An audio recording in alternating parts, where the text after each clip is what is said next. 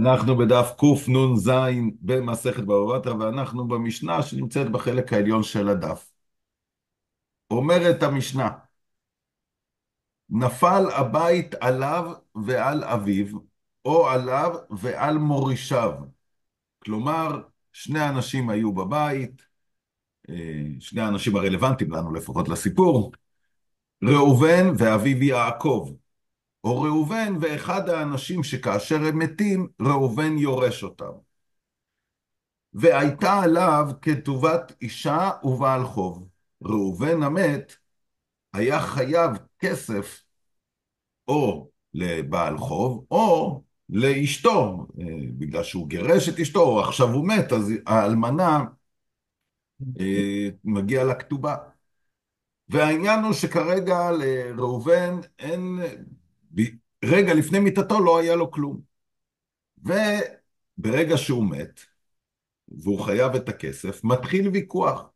יורשי האב אומרים הבן מת ראשון ואחר כך מת האב. ובעלי החוב אומרים האב מת ראשון ואחר כך מת הבן. כלומר, אם אנחנו אומרים, אני מתחיל מהצד השני, שראובן, שיעקב מת לפני האבא, אז נכון שרגע לפני מיתתו לא היה לו שקל, אבל הרי כיוון שיעקב מת, יעקב הוריש לו את נכסיו, וברגע שהוא מת, ראובן, יש לבעל חובו ממה לגבות, ממה שראובן ירש מאביו. אבל אם ראובן מת ראשון, אז נכסיו לא שייכים לו, אם אין לו יורשים, נכסיו לא שייכים לו, נכסי יעקב, אלא שייכים ליורשי האב. אם ראובן מת ראשון, יעקב עדיין לא הוריש לו כלום, אחרי כן כשיעקב מת, ראובן המת לא זכה בכלום. וזה הוויכוח. באים יורשי האב ואומרים, מי שמת ראשון היה ראובן, אנחנו לא יודעים, אנחנו יודעים שהבית קרס, אחד מת, שניהם יצאו מתים. הם אומרים, אתם רוצים לקחת כסף שמגיע לנו, ואני משתמש בלשון שמשתמש בו הרשב"ם בהמשך הסוגיה. קודם כל אנחנו ודאי יורשים, וכיוון שאנחנו ודאי יורשים, אתם רוצים להוכיח אחרת? תוכיחו שהבן מת קודם. האחרים אומרים, מה פתאום? הרי ראובן היה חייב לנו כסף, וכיוון שראובן היה חייב לנו כסף, ויעקב מת ראשון, ראובן זכה בכסף, ומגיע לנו לגבות את הכתובה או את החוב מהנכסים שהוריש אב. מה עושים בכזה מקרה? בית שמאי אומרים יחלוקו.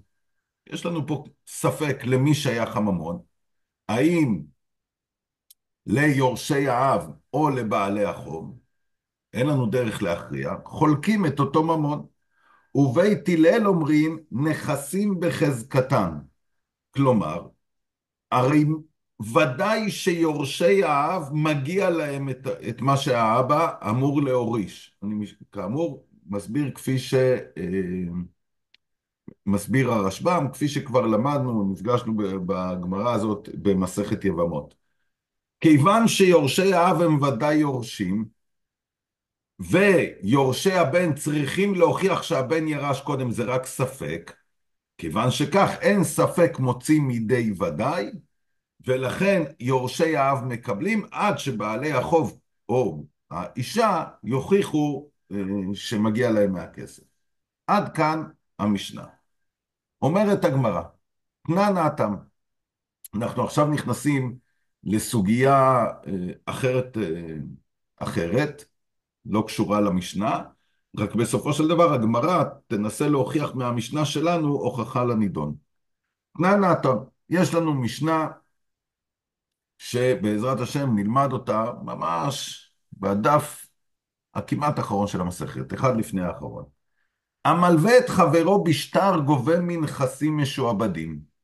זאת אומרת, הלוואה על ידי שטר גורמת לכך שנכסי הלווה משתעבדים למלווה, ולכן גם אם לאחר מכן, כאשר מגיע המלווה לתבוע את חובו, והלווה בא ואומר אין לי נכסים, הוא אומר אבל הייתה לך קרקע, בשעה של לווית ממני את הכסף, הוא אומר לו מכרתי אותה, יכול המלווה לגשת לקוני אותה קרקע, לאותם לקוחות, ולהוציא מהם את הקרקע. אבל, אומרת המשנה, על ידי עדים, מי שלווה כסף בלי שטר, אלא מיל ועל פה, גובה מנכסים בני חורין. הדרך היחידה של המלווה לגבות את חובו, זה רק מנכסים שנמצאים בידי הלווה, ולא נכסים שהוא העביר אותם הלאה, שהוא מכר אותם לאדם אחר. בא שמואל ומסתפק. דאי קני וקנה מהו. שואל שמואל, כאשר אנחנו מדברים על מיל ובשטר, מה בעצם קורה פה? ראובן מלווה כסף לשמעון וכותבים שטר, אני שמעון לוויתי 100 שקל מראובן. נכסי ראובן, נכסי שמעון שקיימים בשעת ההלוואה, משתעבדים לראובן, למלווה. האם גם נכסים שיקנה שמעון לאחר ההלוואה משתעבדים תחת אותו חוב? אומרת הגמרא, צריך לדעת. אני אוסיף פה עוד נקודה. אנחנו יודעים, אנחנו למדנו שאחריות טעות סופר. כלומר, אם כתוב בשטר, אני שמעון לוויתי כסף מראובן, ולא כתוב שם, ונכסיי משועבדים. זה לא מונע את השיעבוד. זה שהסופר לא כתב זה טעות שלו. בעיקרון, אוטומטית, הנכסים משועבדים. כאשר אנחנו מדברים פה, כששמואל מתלבט, האם גם נכסים שלאחר מכן משתעבדים? לא, לפי שמואל לא יצטרכו, לפי הצד שהם גם כן השתעבדו, נכסים שלא היו בשעת ההלוואה, אלא נקנו אחר כך, זה לא שהיה צריך לכתוב את זה. נכסים שאקנה השתעבדו בחוב, אלא האם זה בכלל האחריות, גם באופן אוטומטי, עד כמה שזה בכלל האחריות, אז אפילו אם הוא לא כתב. זה כך כתוב פה במפרשים. השאלה היא עקרונית, נכסי הלווה המשתעבדים, זה רק נכסים שהיו בשעת כתיבת השטר, או גם נכסים שהוא קנה לאחר מכן? אומרת הגמרא, רגע, שאלה, הרב. כן, השעבוד חל על כל הנכסים שלו, או שהוא חל על נכסים בשווי ההלוואה? השעבוד חל כל זמן, בעיקרון, אני אסביר את זה ככה. השעבוד חל על כל הנכסים, רק הוא לא על כל הנכסים. זאת אומרת, היו לו 30 קרקעות. יפה. הוא לווה 1,000,000 שקל, כל קרקע שווה 1,000,000. מכר את הקרקע הראשונה, השעבוד נשאר על שאר הקרקעות. תמיד הולכים לקרקע האחרונה. כן? אנחנו Mm, מכירים את זה גם ממקומות, תמיד הלוקח הראשון אומר לו, השארתי לך מקום לגבות בו. אז mm. עקרונית השעבוד על הכל, רק בסופו של דבר זה יצטמצם לאותה קרקע שנשארה האחרונה בשווי החוב. ואם הוא עשה לו פוטיקה, אז זה לא יקרה ככה? כאילו, כי הוא אף פעם לא יגיע לקרקע אחרת. כי יגידו לו, כן, הוא יגיד יש לו, לך רק מזו אתה גובה. הקרקע הזאת משועבדת. זה כן, נכון שאם הוא אמר לו מהקרקע הזאת, מפה אתה גובה, ואותו אחד, אז, ומישהו קנה את אותה קרקע, אז אם יש ללווה נכסים, כמובן קודם כל גובים מנכסים בני חורים. כן, אבל אם אין, אז הוא יכול לגשת אפילו לראשון שקנה את הקרקע שעליה היה פויטיקי. ברור, ברור, אז תודה. אם כך שמואל מתלבט, האם כשנכסים משתעבדים לחוב, האם זה רק נכסים שהיו בשעת נטילת ההלוואה, או גם נכסים שנקנו לאחר מכן? אומרת הגמרא, אליבא דרבי מאיר דאמר אדם מקנה דבר שלא בא לעולם, לא תיבא אלך, דוודאי קנה. לפי רבי מאיר שסובר שאדם מקנה דבר שלא בא לעולם, בוודאי ובוודאי שגם נכסים שנקנים לאחר מכאן משתעבדים. לפי רבי מאיר שמואל בכלל לא מסתפק. אלא כי תיבא לך כל מה ששמואל מסתפק, אליבא דרבנן דאמרי אין אדם מקנה דבר שלא בא לעולם. האם חכמים שאומרים שבקניין אין אדם מקנה דבר שלא בא לעולם, זה דווקא בקניין שצריך את גמירות הדעת המוחלטת בשעת הקניין, אבל שיעבוד, שיעבוד, מה הרעיון בשיעבוד? הרעיון הוא שיש לנו מקום לגבות ממנו, וכל זמן שהחוב קיים, המקום שממנו אפשר לגבות משתעבד לחוב, ואם כך לא צריך דווקא דבר שבא לעולם. זה הספק של שמואל. אמר רב יוסף, תשמע, בא רב יוסף ואומר, בוא ואני אוכיח לך כאחד הצדדים מתוך משנה במסכת כתובות. שם מדובר על מקרה שאדם אה, מוציא, ראובן מגיע ואומר לשמעון, הנה אתה חייב לי 100 שקל, מיליון שקל, בואו נלך, מחירים ריאליים לאיזושהי קרקע, כן? אתה חייב לי מיליון שקל. אומר לו שמעון, מה פתאום? אני פרעתי לך. מאיפה אני יודע? מאיפה אני מוכיח? הנה בוא תראה שאתה ראובן מכרת לי קרקע אחרת בשווי מיליון שקל לאחר מכן. ואז הוא בא ואומר, אם אני הייתי חייב לך כסף, אם הייתי חייב לך מיליון שקל, לפני שמכרת לי קרקע במיליון, קודם כל היית לוקח את המיליון שאני חייב לך. הרי למה מכרת קרקע ראובן? כי היית זקוק לכסף. אז למה מכרת לי את הקרקע? היית צריך לקחת ממני את החוב. אלא אם מכרת לי קרקע, הווה אומר, מפה מוכח, שלא הייתי חייב לך כלום. שם במשנה כתוב שאדמון אומר שאכן יכול הוא שיאמר, אילו הייתי חייב לך, היה לך להיפרע את שלך ממני, ולא למכור לי את השדה בשעה שהוצרכת למעות. זו שיטת אדמון. והחכמים אומרים, מה פתאום, זה לא הוכחה. זה היה פיקח שמכר לו את הקרקע מפני שהוא יכול למשכנו עליו. באים חכמים ואומרים, מה זאת אומרת?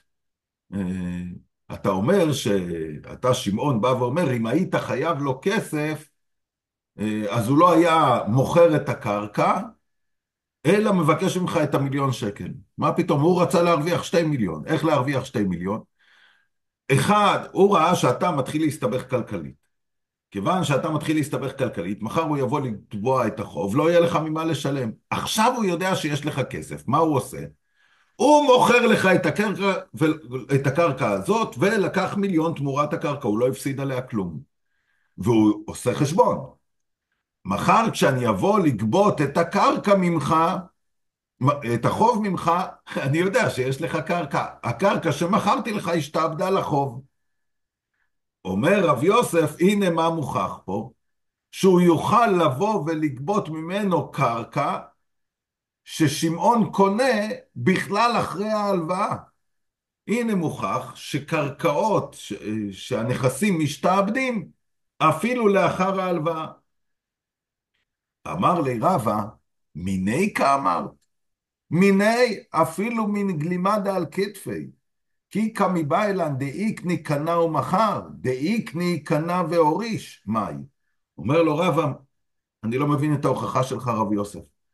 אתה רוצה להוכיח ממה שחכמים אמרו שראובן מכר לשמעון את הקרקע כדי שיהיה לו מקום לגבות, שנכסים משתעבדים אפילו לאחר ההלוואה. לא נכון. באמת אפשר לומר שנכסים אולי אינם משתעבדים לאחר ההלוואה. למה הוא מכר לו את הקרקע? כי הוא אומר, מחר אני אדפוק אצלו בדלת ואבקש כסף, אני יודע שיש לו אצלו קרקע. ודאי שדברים, נכסים שנמצאים אצל שמעון, אצל הלווה, בבית, נכסים ששייכים לו, תחת ידו, ודאי שמהם אפשר לגבות ולא אכפת לי מתי הוא קנה אותם.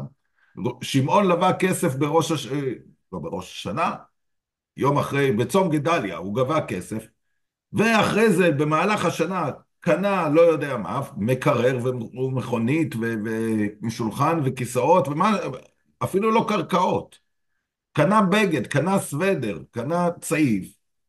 ראובן מגיע לגבות את חובו באיזשהו שלב במהלך השנה, הוא יכול לבוא ולהגיד לו, אין לך כסף? אין בעיה. הוצל"פ, הוצאה לפועל, מקרר אליי, שולחן וכיסאות אליי. יש לו צעיף יפה, אליי. למה? מה שנמצא אצל שמעון, כל מה שנמצא אצלו, לא אכפת לי מתי הוא קנה, זה משועבד לחוב. אומר רבא, הספק של שמואל לא היה אדם שקנה נכסים לאחר הלוואה, אם אפשר לגבות מהם. מזה ודאי אפשר לגבות, וזה מה שטוענים חכמים שם במשנה. הוא מכר לו את הקרקע כדי שיהיה לו מה לקחת משמעון. אבל הספק של שמואל הוא במקרה ששמעון קנה קרקע, הוא מכר אותה. קנה קרקע ומת, והקרקע היורשים לקחו. האם בכזה מקרה יכול עכשיו ראובן לגשת אל הלקוחות או אל היורשים ולומר להם, הקרקע שקניתם או שירשתם, זה קרקע שמשועבדת לי, כי שמעון היה חייב לי כסף בשעה שהוא קנה את הקרקע. מה הם יאמרו לו? בשעת ההלוואה הקרקע לא הייתה אצל שמעון? זה מה שמסתפק שמואל. האם צריך שהקרקע תהיה אצל שמעון בשעת ההלוואה? ומהמשנה במסכת כתובות אי אפשר להוכיח. אומרת הגמרא תשמע, אמר רב חנה, תשמע, בא רב חנה ואומר בוא ונוכיח מהמשנה שלנו, הנה זה הקשר של הנידון הזה למסכת שלנו. למדנו במשנה, נפל הבית עליו ועל אביו, או עליו ועל מורישיו, והייתה עליו כתובת אישה, ובעל חוב יורשיו אומרים הבן מת ראשון, ואחר כך מת האב, ובעלי חובות אומרים האב מת ראשון, ואחר כך הבן. אומר רב חמא, איסל כדעתך דאיקני קנה ומחר דאיקני קנה ואוריש לא משתעבד, נינה מדאב מת ברישא דאיקני הוא. אומר רב חמא, מה טוענים בעלי החוב, או האישה שבאה לגבות את כתובתה, מה הם טוענים? נכון, לפני שראובן מת לא היה לו כסף, אבל דקה לפני שהוא מת, יעקב הוריש לו, כי יעקב מת ראשון, ולכן אנחנו רוצים לגבות את הקרקע של ראובן, שהוא ירש מיעקב רגע לפני מיתתו, רוצים לגבות אותה עכשיו מהיורשים. הרי פה יש לנו בדיוק את אותה סיטואציה. מתי ראובן לווה את הכסף? לפני חודש. מתי הוא קיבל את הקרקע מיעקב, במידה ויעקב מת ראשון? אתמול בשעה 10. מתי הוא מת? ב-12. אצל מי הקרקע? אצל היורשים. מה אנחנו רואים? שהם יכולים לתבוע מהיורשים בגלל שהגיע לראובן קרקע לפני שהוא מת. הייתה אצל ראובן קרקע, אבל מתי הקרקע הזאת הגיעה אליו? הרי אחרי ההלוואה. אם תאמר שקרקע שמגיעה אחרי ההלוואה אינה משתעבדת, מה אתם תובעים בכלל? יאמרו להם היורשים, לא יודעים, יכול להיות שראובן מת קודם, שיעקב מת קודם, אתם צודקים, אבל הקרקע לא ניתנת לגבייה. למה? כי היא לא הייתה אצל ראובן בשעת ההלוואה. למה בכלל צריכים להתווכח מתי ראובן מת? אז אם אנחנו רואים שהם יכולים לתבוע, במידה ויעקב, האבא, מת ראשון, יכולים בעלי החוב לתבוע את הקרקע מיורשי ראובן, מכאן מוכח שקרקע משתעבדת גם אם היא נקנית לאחר ההלוואה. אמר לי רב נחמן, בא רב נחמן ואומר לרב חמא, ההוכחה שלך אינה הוכחה, למה? זה עיר החברין תרגמה, מצווה על היתומים לפרוע חובת אביהן.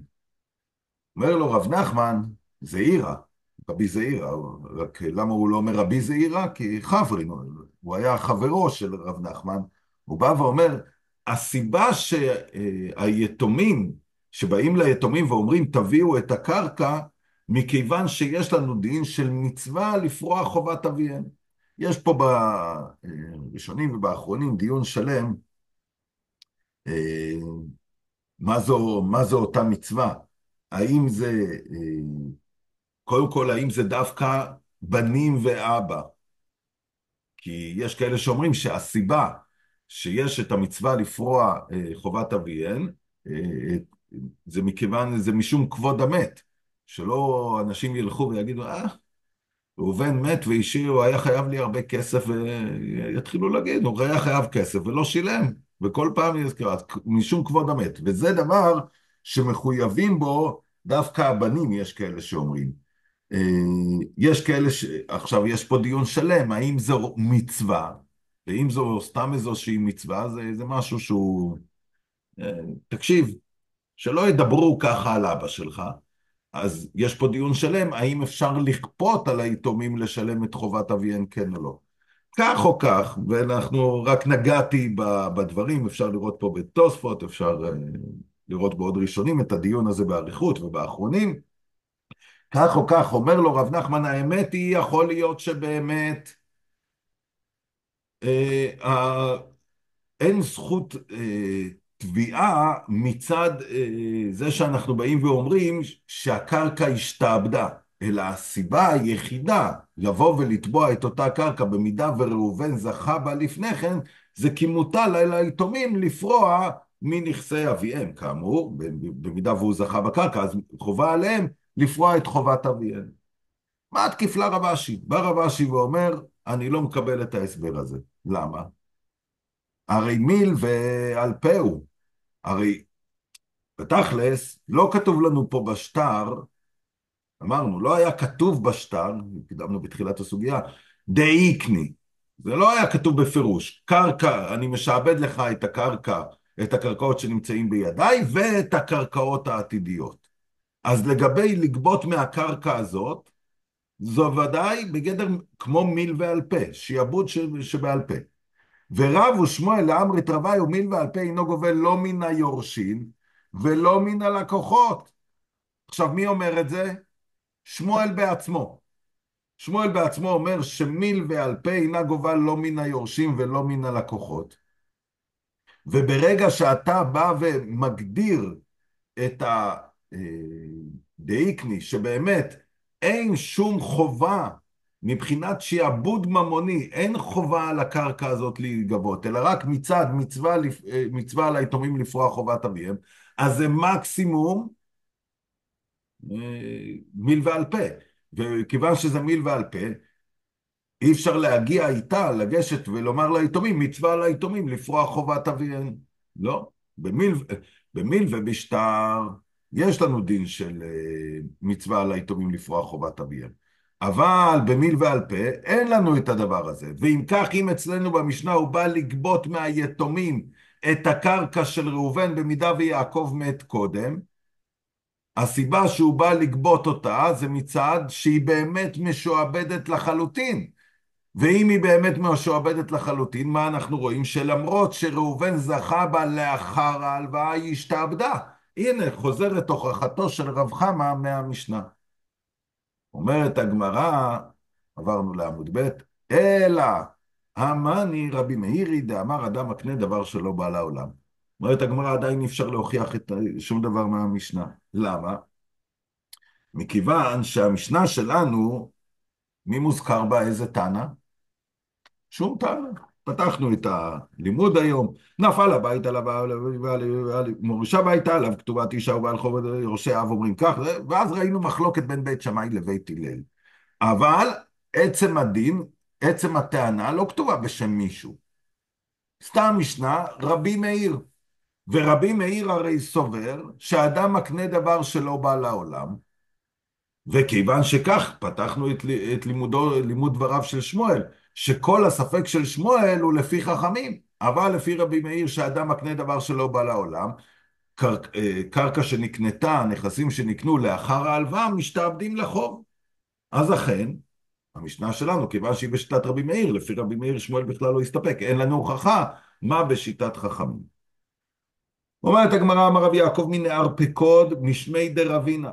רבי יעקב ממקום שנקרא נהר פקוד, בא ואמר בשם רבינה, תשמע בוא ונוכיח ממשנה, משנה שנמצאת במסכת שביעית. כתוב שם כך, שטרי חוב המוקדמים פסולים, והמאוחרים כשרים, כלומר, יש לנו לפנינו שטר שכתוב בו, אנחנו נמצאים היום בתאריך, מה התאריך העברי היום? כ"ו, כ"ה? כ"ח חשוון. איך? כ"ח, כ"ח חשוון. כוח חשוון. הכ"ט וה-29 לא, השנה לא מסתדר, זה לא 47, כן? כ"ט בנובמבר. היום כ"ח בחשוון. יש לפנינו שטר שבו כתוב, אני ראובן, אני שמעון חייב לראובן 1,000,000 שקל, ההלוואה נעשתה בתאריך כ' בחשוון. שטרי חוב המוקדמים פסולים. למה? מכיוון שהיום שמעון לווה את הכסף מראובן, והוא מכר קרקע שלשום. יבוא ראובן עם השטר שכתוב שהוא כבר לווה בכף בחשוון, ויגבה קרקע מנכסים שנמכרו בכלל לפני ההלוואה.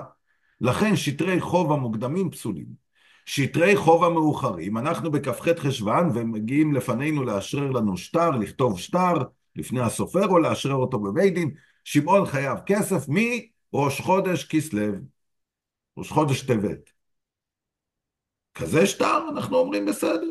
למה? מי מפסיד? המלווה. הרי אם לשמעון הוא ימכור קרקע מחר, ומתי? באמצע, במהלך חודש כסלו, היום אנחנו נמצאים כ"ח חשוון, ההלוואה שכתובה זה ראש חודש טבת, הוא באמצע חודש כסלו מוכר קרקע, מי שמפסיד זה ראובן. ראובן לא יוכל לגשת ולגבות את אותה קרקע, הוא יגיע ללקוח ויאמר לו, היי, הקרקע הזאת הייתה משועבדת לי, אני לוויתי בכ"ח חשוון. יאמר לו הלקוח, תוכיח, יוציא את השטר, מה כתוב? טבת, אדוני, אני קניתי את הקרקע משמעון לפני ההלוואה. אוקיי, אז אם אתה המלווה מסכים להפסיד, בעיה שלך. מבחינתנו שטר חוב שכתוב מאוחר כשר. שואלת הגמרא, או מוכיח רבינה, איסל כדעתך דאיקני קנה ומכר, דאיקני קנה והוריש לא משתעבד, מאוחרינה מה יקשרין? דאיקני הוא בא ואומר, מה קורה אם אנחנו נאמר, לפי הצד, שדאיקני, זאת אומרת, קרקעות שאני אקנה לאחר השעבוד, לאחר ההלוואה, אינם משועבדים, אז למה שטר חוב מאוחר כשר? למה? מה השאלה? הרי יכול להיות שהלווה יקנה נכסים אחרי ההלוואה, לפני לפני הזמן שכתוב בשטר, ואחרי זה יבואו לגבות שלא כדין. הרי אפילו אם הוא כתב בשטר דייקני, אפילו שטר שכתוב בו, הרי גם נכסים שתקנה לאחר מכן השתעבדו, הנכסים האלה בפועל, אם אתה אומר שהם לא ראויים, אז הם לא משתעבדים להלוואה הזאת. וכיוון שכך, אז למה אתה אומר ששטר חוב מאוחר קנה? הרי יכול להיות שהוא קנה את הנכסים האלה אחרי ההלוואה ולפני הזמן. אלא, אומר רבינה, מה מוכח? שבעיקרון דאיקני, זאת אומרת, נכסים שנקנו לאחר ההלוואה, משתעבדים. ושטרי חוב מאוחרים, אין לנו בעיה איתם. למה? כי במידה והוא יבוא לגבות, אין בעיה. הנכסים האלה באמת משועבדים. אומרת הגמרא, גם מפה אתה לא יכול להוכיח. למה? גם המשנה הזאת, אנחנו נבוא ונאמר שרבי מאירי, דאמר אדם מקנה דבר שלא בא לעולם, וכיוון שאדם מקנה דבר שלא בא לעולם, אז בוודאי ובוודאי שאדם משעבד קרקע שלא נמצאת בידי הלווה בשעת ההלוואה, ולכן בכזה מקום אני בא ואומר שטרי חוב המאוחרים יהיו כשרים, כי לעולם הוא לא יבוא לגבות משהו שלא כדין, כי באמת, גם אם הוא יבוא לגבות נכסים מזמן ההלוואה, לפני הזמן שכתוב בשטר, זה באמת נכסים שהיו משועבדים למלווה. אומרת הגמרא, אמר רב משרשיה משמעי דרבא, תשמע, גם רב משרשיה בשם רבא בא להוכיח ממשנה במסכת גיטין, הוכחה לנידון שלנו. יש לנו שם סדרה של דברים שנגבים מנכסים, יש דברים שנגבים מנכסים משועבדים, ויש לנו דברים שנגבים מנכסים בני חורין. ושם כתוב לשבח קרקעות, זה אחד הדברים שגובים אך ורק מנכסים בני חורין ולא מנכסים משועבדים. מה זה שבח קרקעות? אומרת שם המשנה כיצד? הרי שמכר שדה לחברו והשביחה, ובא בעל חוב וטרפה, כשהוא גובה את הקרן מנכסים משועבדים ואת השבח מנכסים בני חורין. אז הסיפור הוא כזה, ראובן הלווה כסף לשמעון, שמעון הלווה, בעצם יש לו קרקע שמשתעבדת להלוואה. לאחר זמן, שמעון מוכר את הקרקע ללוי. מגיע ראובן לשמעון ואומר לו, תחזיר לי את החוב, הוא אומר, אין לי כסף. הוא אומר, אין בעיה, תביא לי את הקרקע. אומר לו, מכרתי. ניגש בעל החוב, ניגש ראובן, דופק את זה לוי בדלת ואומר לו, תביא לי את הקרקע. עכשיו, קרקע נמכרת באחריות, לוי חוזר לשמעון ואומר לו, תשלם לי, אתה חייב לי כסף. ו... רק יש פה בעיה. לוי קנה את הקרקע משמעון ב1,000,000 שקל. קנה קרקע לאיזה צורך?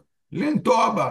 הלך והשקיע שם כסף, הקרקע שהייתה שווה 1,000,000, הוא נטע שם עצים, יש שם פריחה נפלאה. כשראובן גבה את הקרקע,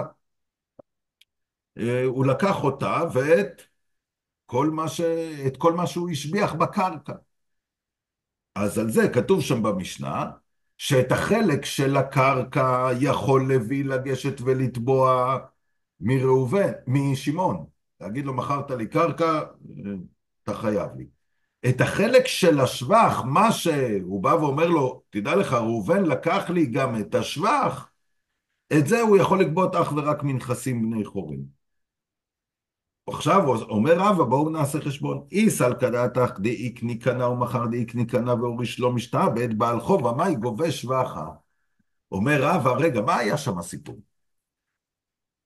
ראובן היה חייב, שמעון היה חייב לראובן 1,000,000 שקל. שמעון מכר קרקע ב1,000,000 שקל ללוי. לוי השביח את הקרקע, היום היא שווה 1,000,000. בא ראובן ולוקח מלוי את כל הקרקע. למה הוא לוקח לו את כל הקרקע? הוא אומר, הקרקע שווה 1,000,000, זה כל החוב. אומר רבא, רגע, הרי החלק שהיה משועבד זה ה800,000. זה מה שהייתה הקרקע שווה. ה200,000 הנוספים זה מה שלוי השביח בקרקע.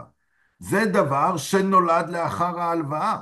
אם זה נולד לאחר ההלוואה, אם תאמר שמה שיש לאחר ההלוואה לא משתעבד, יכול לוי לומר לראובן, אדוני, אתה יכול לקחת 3/4 קרקע. רק עד שווי של 800,000. 200,000 נוספים לא השתעבדו לך, כי הם נוספו לאחר ההלוואה. אלא אם אתה רואה שראובן יכול לגשת ולגבות את כל הקרקע, גם מה שהשביחה לאחר מכן, ואומר שקרקע, שנכסים שנוספו לאחר ההלוואה, גם כן משתעבדים לחוב. אומרת הגמרא, גם משם אתה צודק, המשנה הזאת באמת מוכח שנכסים משתעבדים, גם אם הם נקנו לאחר ההלוואה, אבל שוב, האמני רבי מאירי, דאמר אדם מקנה דבר שלא בא לעולם. שוב אומרת הגמרא את אותה דחייה, גם שם אפשר לומר שזה רק בשיטת רבי מאיר, ועל רבי מאיר שמואל לא התלבט שמשתעבדים קרקעות שלאחר ההלוואה.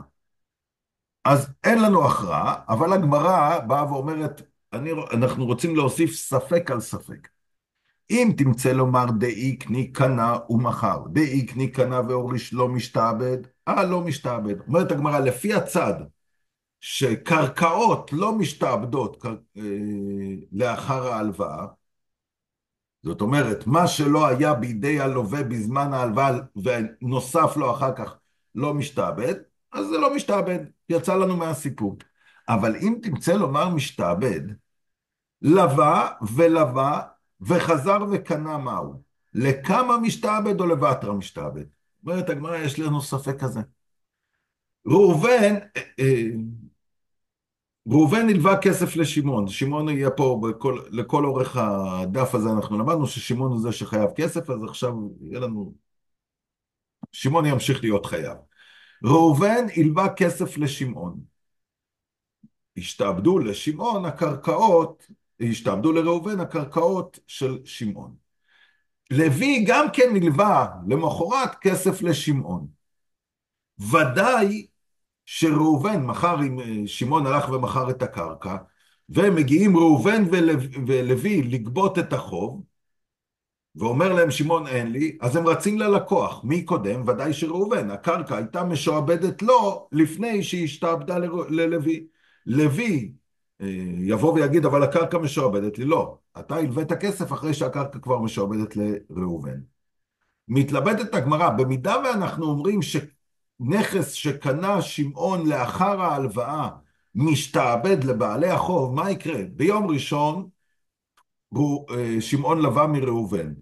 ביום שני הוא לווה מלוי. ביום שלישי הלך שמעון וקנה קרקע. האם הקרקע הזאת משתעבדת לראובן כי הוא הלווה הראשון, או מצד שני, הרי כל זמן ששמעון לא קנה, הקרקע הזאת לא משועבדת לו. לוי הרי לווה עוד לפני ששמעון קנה, הווה אומר שהקרקע הזאת שקנה לוי ביום שלישי, שקנה שמעון ביום שלישי, היא לא משועבדת לראובן יותר מללוי.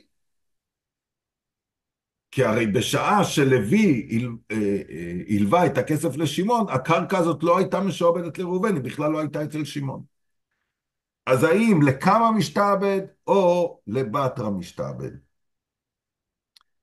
אמר רב נחמן, מילתא איבאילן, אומר רב נחמן, באמת בדבר הזה התלבטנו, ושלחו מטעם, שלחנו את השאלה לארץ ישראל, ומשם שלחו לנו תשובה, ראשון קנה. למה?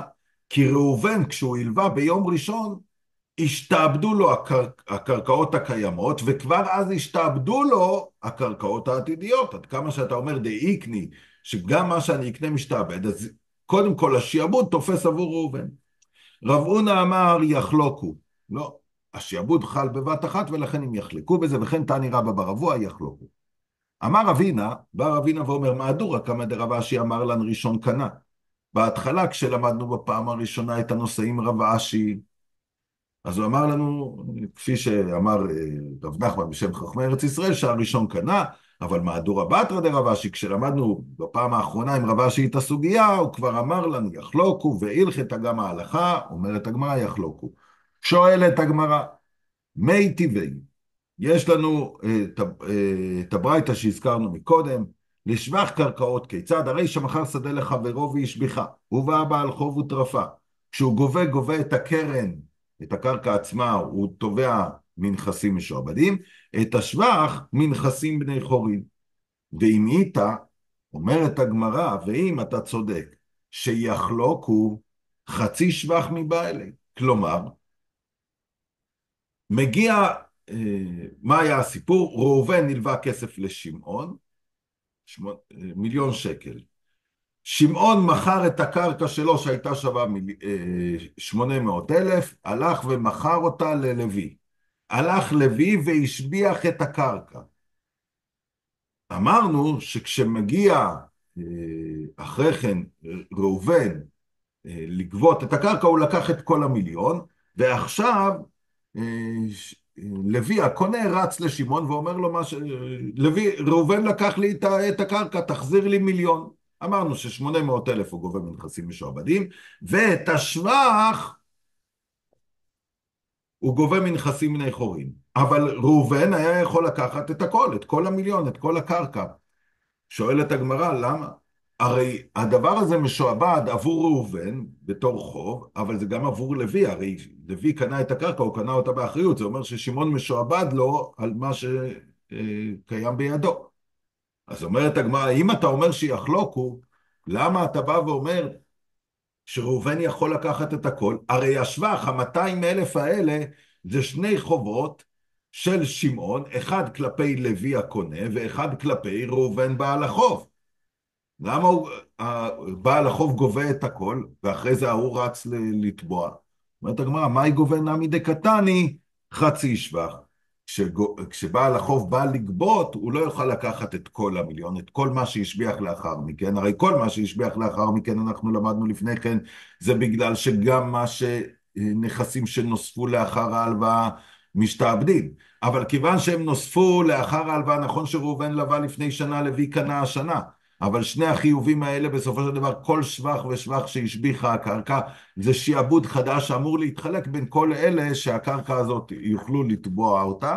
ממילא, אומרת הגמרא, אכן אתה צודק, מה שכתוב שם גובה, זה הכוונה שהוא גובה בעל החוב יכול לגבות רק חצי מהשבח, כי הוא צריך להתחלק עם לוי, זה שקנה את הקרקע, שבעצם החיוב בשבח של הקרקע הוא גם קיים כלפיו. עד כאן דף קנ"ז במסכת בבא בתרא. מחר בעזרת השם מוצאי שבת כשלושת רבעי שעה אחרי יציאת השבת נלמד את דף קנ"ח, שתהיה לנו שבת שלום, שבת שקטה עם בשורות טובות לעם ישראל.